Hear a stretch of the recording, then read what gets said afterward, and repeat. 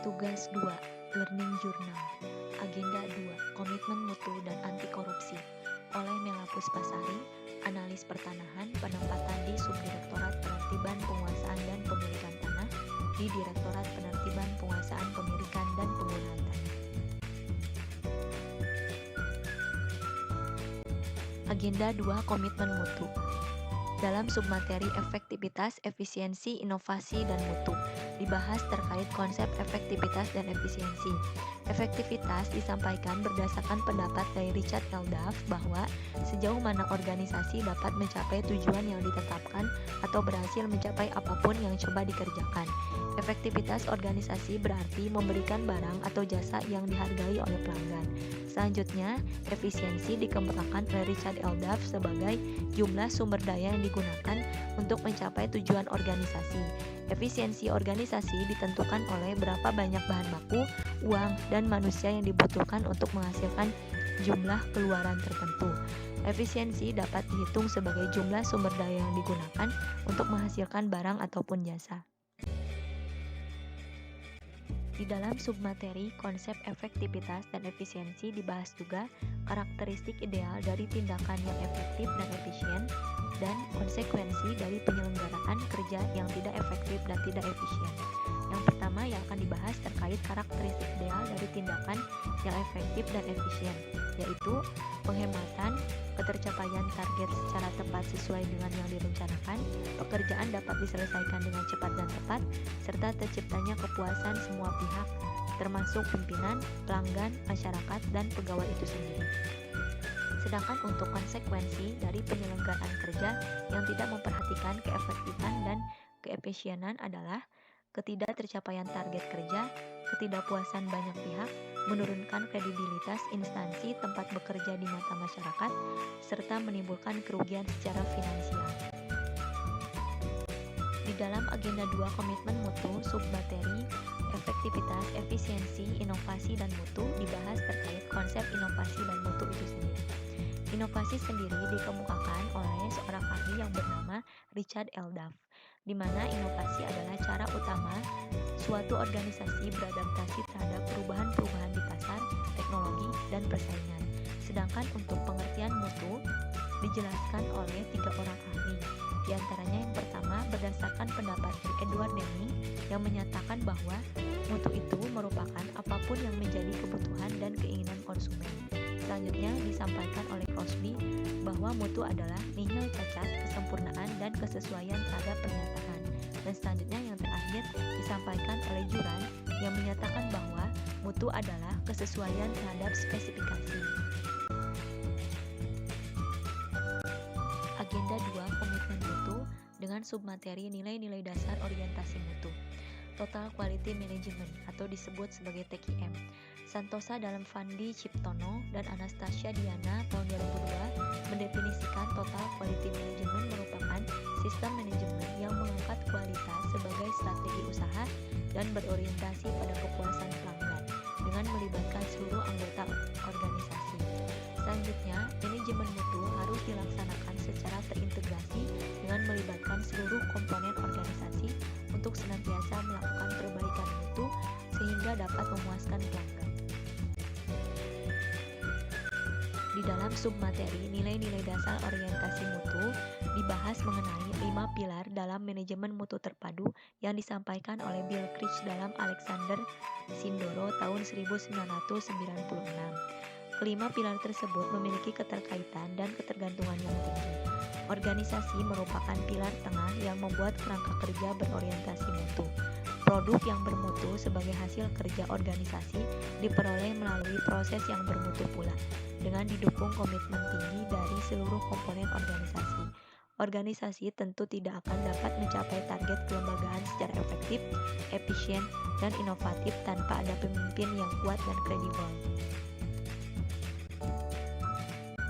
Dalam submateri nilai-nilai dasar orientasi mutu terdapat 10 strategi yang mesti dijalankan organisasi agar pelaksanaan manajemen mutu terpadu dapat berjalan baik, yaitu diantaranya menyusun program kerja jangka panjang yang berbasis mutu, membangun mindset pegawai terhadap budaya mutu, mengembangkan budaya kerja yang berorientasi mutu, meningkatkan mutu proses secara berkelanjutan, kemudian membangun komitmen pegawai untuk jangka panjang, selanjutnya membangun kerjasama kolegial atau antar pegawai yang dilandasi kepercayaan dan kejujuran, selanjutnya memfokuskan kegiatan pada kepuasan pelanggan dan beradaptasi dengan tuntutan perubahan, serta menampilkan kinerja tanpa cacat dan tanpa pemborosan, serta yang terakhir menjalankan fungsi pengawasan secara efektif untuk mengawal keterlaksanaan program kerja.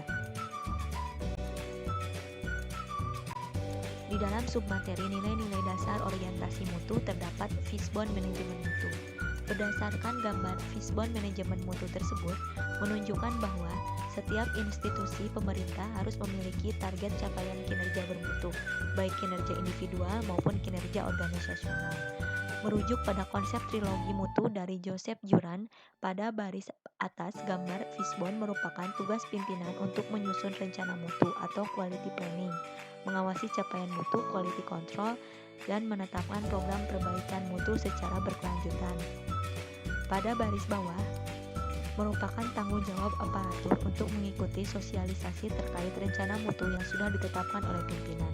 Rencana mutu yang dipaparkan ketika proses sosialisasi akan menjadi rujukan utama bagi aparatur dalam melaksanakan tugas, fungsi, dan perannya masing-masing. Beberapa metode perbaikan mutu. Metode Plan Do Check Act atau PDCA. Metode ini diperkenalkan Edward Deming tahun 1950. Metode ini digunakan untuk membantu organisasi dalam melakukan perbaikan secara terus-menerus yang terdiri dari 4 langkah, yaitu yang pertama plan atau perencanaan, yaitu identifikasi berbagai permasalahan yang dihadapi, penyebabnya, dan solusinya. Kemudian yang kedua, do, melaksanakan. Rencana aksi yang sudah disusun harus dijalankan secara konsisten oleh semua orang. Selanjutnya, poin 3 yaitu check, pemeriksaan. Pemeriksaan apakah rencana aksi yang sudah dilaksanakan telah berjalan dengan semestinya atau tidak. Dan yang terakhir, act, melakukan tindakan atau keputusan yang perlu diambil sebagai tindak lanjut dari tahap check. Metode perbaikan mutu selanjutnya adalah diagram sebab dan akibat. Diagram sebab dan akibat adalah metode yang digunakan untuk mengidentifikasi berbagai faktor yang menjadi akar permasalahan yang dianggap menjadi kendala dalam mutu. Diagram tersebut bisa berbentuk tulang ikan sehingga biasa disebut dengan fishbone diagram. Gambarnya seperti di bawah berikut ini.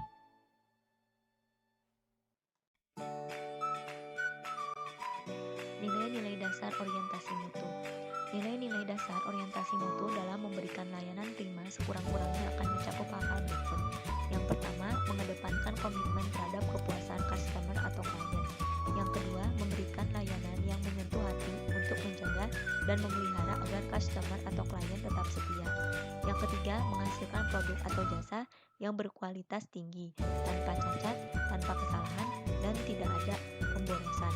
Yang keempat, beradaptasi dengan perubahan yang terjadi, baik berkaitan dengan pergeseran tuntutan kebutuhan customer atau klien maupun perkembangan teknologi. Yang kelima, menggunakan pendekatan ilmiah dan inovatif dalam pemecahan masalah dan pengambilan keputusan. Dan yang terakhir, melakukan upaya perbaikan secara berkelanjutan melalui berbagai cara antara lain pendidikan, pelatihan, pengembangan ide kreatif, dan kolaborasi. Submateri implementasi mutu dalam pelayanan publik. Sebelum memulai melaksanakan tugas pekerjaan, pegawai aparatur sipil negara harus memahami terlebih dahulu wewenang dan tanggung jawab yang dibebankan kepadanya. Kemudian menguasai standar mutu pelayanan yang melekat pada wewenangnya tersebut. Oleh karena itu, tanggung jawab mutu diselaraskan dengan tupoksi masing-masing. Berikut ini merupakan tanggung jawab dari mutu. Berdasarkan gambar tersebut, tampak jelas bahwa tanggung jawab mutu ada pada setiap level organisasi. Perbedaannya terletak pada ruang lingkup tanggung jawabnya. Pada level puncak atau corporate level, memikul tanggung jawab atas mutu layanan institusi secara keseluruhan, termasuk untuk target mutu jangka panjang, sehingga dapat digunakan untuk membangun citra kelembagaan dan keunggulan bersaing. Pada level strategic business, unit level, tanggung jawab mutu berkaitan dengan penetapan diversifikasi mutu pada setiap unit kerja sesuai dengan target masing-masing. Selanjutnya pada level fungsional berhubungan dengan tanggung jawab atas mutu yang dicapai pada setiap jenis kegiatan layanan yang diberikan di unit-unit pendukung. Sedangkan pada level unit dasar berhubungan dengan tanggung jawab mutu pada setiap aktivitas atau rencana aksi yang dilaksanakan di masing-masing unit kerja. Agenda 2. Komitmen mutu dalam submateri pendekatan inovatif dalam penyelenggaraan pemerintahan. Inovasi dalam penyelenggaraan pemerintahan. Untuk meningkatkan kepuasan pelanggan, maka layanan dalam penyelenggaraan pemerintahan pun dapat menghasilkan inovasi pada berbagai kategori. Di antaranya yang pertama, inovasi produk. Dapat dilihat pada aspek perubahan tata letak atau layout ruangan kerja yang dapat memberikan kenyamanan bagi pegawai dan masyarakat. Yang kedua, inovasi proses. Dilakukan melalui reformasi birokrasi dengan memberikan metode pelayanan baru, misalnya layanan satu atap dan layanan melalui pemangkasan birokrasi. Selanjutnya, inovasi posisi terjadi karena adanya reposisi persepsi dalam konteks khusus, misalnya perubahan persepsi pakaian serba hitam yang semula dianggap sebagai tanda berkabung, namun sekarang telah bergeser menjadi lebih elegan. Selanjutnya, inovasi paradigma berhubungan dengan perubahan model mental yang mengubah mindset pelanggan dalam hal mendapatkan layanan, misalnya mesin ATM yang dapat digunakan untuk mengambil atau menyimpan uang dari dan di bank. Agenda 2. Komitmen mutu dalam submateri aktualisasi inovasi dan komitmen mutu. Landasan komitmen mutu. Kinerja aparatur dalam memberikan pelayanan publik yang bermutu harus berlandaskan pada prinsip efektivitas, efisiensi, dan inovasi. Nilai-nilai dasar pasal 4 dan kode etik pasal 5 layanan publik sebagaimana dituangkan dalam Undang-Undang Nomor 5 Tahun 2014 tentang aparatur sipil negara secara keseluruhan mencerminkan perlunya komitmen mutu dari setiap aparatur dalam memberikan pelayanan, apapun bidang pelayanannya dan kepada siapapun pelayanan itu diberikan. Komitmen mutu dalam pelayanan di tempat kerja. Dewasa ini sudah banyak program pemerintah pusat maupun pemerintah daerah yang digulirkan sebagai bentuk inovasi pelayanan publik. Terdapat perbedaan mendasar antara inovasi yang dihasilkan sektor swasta dan sektor publik. Hal ini sejalan dengan perbedaan sifat di antara keduanya. Berikut merupakan perbedaan sektor publik dan swasta berdasarkan pada aspek rasionalitas, tujuan, nilai, isu terkait pengaturan, hubungan dengan penggunaan, aspek motivasi untuk berinovasi, dan aspek dari hambatan berinovasi. Agenda 2. Komitmen mutu dengan submateri berpikir kreatif. Teknik berpikir kreatif. Berpikir kreatif menunjukkan kemampuan orang untuk menghasilkan atau menciptakan sesuatu yang baru dan berbeda. Hasil berpikir kreatif akan melahirkan karya yang inovatif. Suryana tahun 2013 menyimpulkan 4 cara berinovasi, yaitu penemuan, dengan cara mengkreasikan suatu produk, jasa, atau proses yang belum pernah dilakukan sebelumnya. Yang kedua, dengan cara pengembangan, yaitu mengembangkan produk, jasa, atau proses yang sudah ada. Kemudian yang ketiga, duplikasi, yaitu dengan cara menirukan dan menambah seutuhnya secara kreatif produk, jasa, atau proses yang sudah ada. Dan yang terakhir dengan cara sintesis, yaitu perpaduan konsep dan faktor-faktor yang sudah ada menjadi formulasi yang baru. Agenda 2. Anti korupsi. Pengertian korup. Pengertian korup sendiri berdasarkan Kamus Bahasa Indonesia adalah busuk, palsu, atau suap. Sedangkan berdasarkan Kamus Hukum, korup itu merupakan buruk, rusak, suka menerima uang sogok, menyelewengkan uang atau barang milik perusahaan atau negara, menerima uang dengan menggunakan jabatannya untuk kepentingan pribadi. Selanjutnya berdasarkan Kamus Bahasa Indonesia, korup itu artinya penyuapan atau pemalsuan. Sedangkan berdasarkan Kamus Hukum, korup itu merupakan penyelewengan atau penggelapan uang negara atau perusahaan sebagai tempat perseorangan bekerja untuk keuntungan pribadi atau orang lain. Agenda 2. Anti korupsi. Pengertian korupsi menurut beberapa para ahli. Yang pertama, menurut Robert Klitgard, di mana korupsi itu merupakan C sama dengan M tambah D dikurangi A. C itu adalah korupsi, M adalah monopoli, D D merupakan diskresi, dan A merupakan akuntabilitas. Sedangkan menurut Indrianto Seno Aji, berdasarkan pemahaman dan dimensi baru mengenai kejahatan yang memiliki konteks pembangunan, pengertian korupsi tidak lagi diasosiasikan dengan penggelapan keuangan dengan negara saja. Tindakan penyuapan dan penerimaan komisi secara tidak sah juga dinilai sebagai sebuah kejahatan.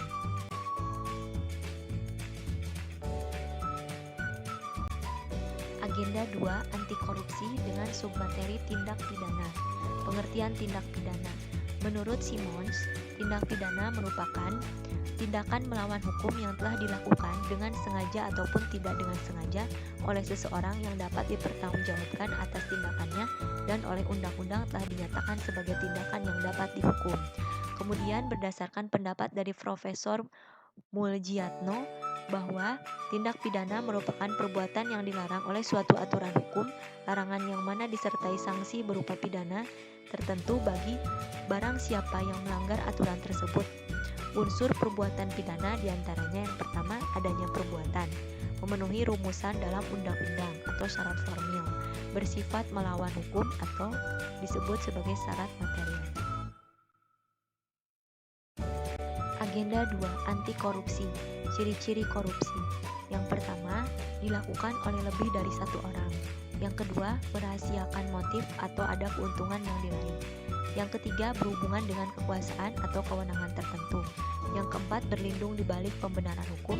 Yang kelima, melanggar kaidah kejujuran dan norma hukum. Dan yang terakhir, mengkhianati kepercayaan. Penyebab korupsi diantaranya penegakan hukum yang tidak konsisten, penyalahgunaan kekuasaan atau kewenangan, langkanya lingkungan yang anti korup, rendahnya pendapatan penyelenggaraan negara, kemiskinan atau keserakahan, dan gagalnya pendidikan agama dan etika. Pencegahan korupsi atau disebut sebagai upaya preventif. Upaya pencegahan korupsi dapat dilakukan dengan memperhatikan dua aspek, yaitu melalui perbaikan sistem dan perbaikan manusia. Perbaikan sistem dapat dilakukan dengan memperbaiki peraturan perundang-undangan, reformasi birokrasi, serta menegakkan etika profesi dan tata tertib lembaga. Untuk perbaikan manusia dapat dilakukan perbaikan dalam hal moral, meningkatkan kesadaran hukum, dan mengentaskan kemiskinan.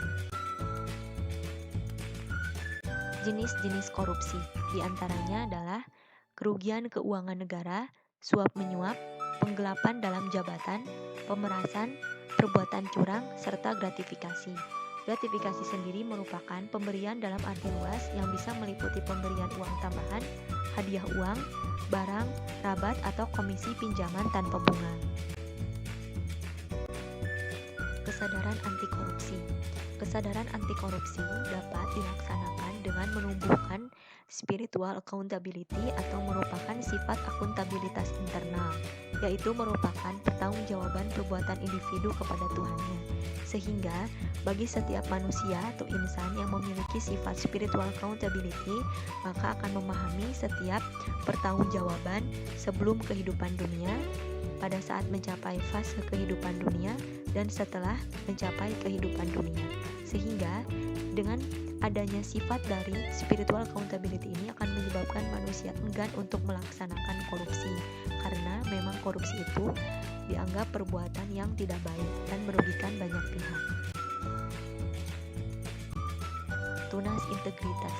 Para tunas integritas didorong untuk memiliki keikhlasan dan kebijakan yang tinggi dan memiliki kemampuan untuk melakukan reframing kultur atau budaya agar perubahan budaya dapat lebih mudah dan cepat, serta tidak perlu energi yang besar.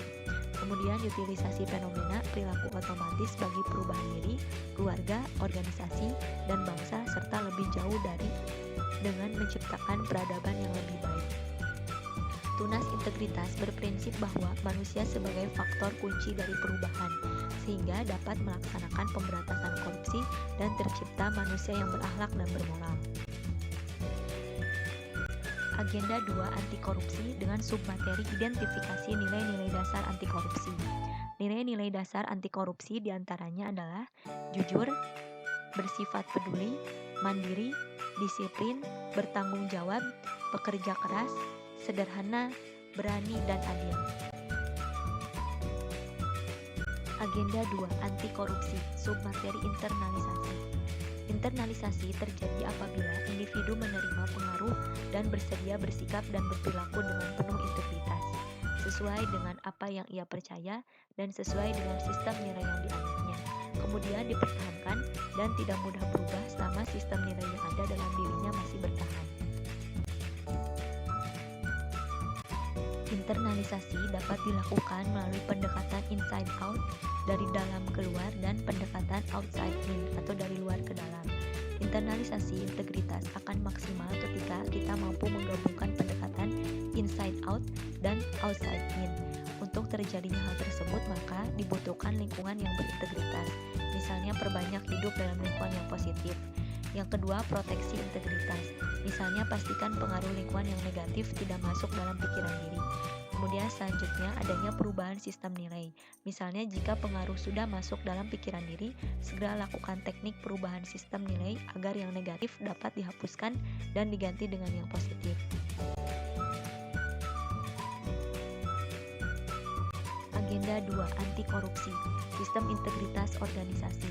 Sistem integritas merupakan lingkungan yang kondusif bagi peningkatan dan penjagaan integritas, sehingga terjadi penyelarasan antara rohani dan jasmani dalam diri, penyelarasan jiwa, pikiran, perasaan, ucapan, dan tindakan dengan nurani dan lingkungan atau sistem dan budaya integritas.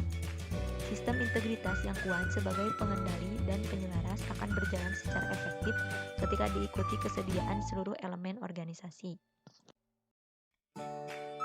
Agenda 2. Anti korupsi. Dalam submateri sistem integritas organisasi terdapat komponen sistem integritas.